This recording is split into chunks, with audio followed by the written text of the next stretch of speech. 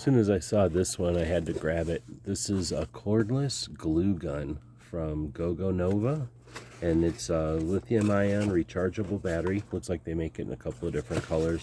I went with the standard gray or black, whatever you call this. It uses normal glue gun stuff, and it's cordless, so it's nice that it can just set here.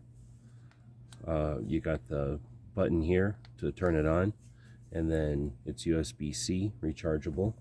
It does come with a cable if you don't have one, and yeah, it's a glue gun that's cordless, rechargeable, don't need batteries, won't fatigue your hand. Nice big and switch here to use it, and it's like a typical glue gun where it feeds in through the back.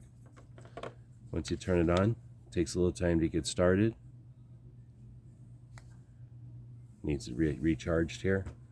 It'll give you an indicator when it's ready to go, and that means it's heated up here. Couldn't be easier to use. Real impressed with it. Hope this helps.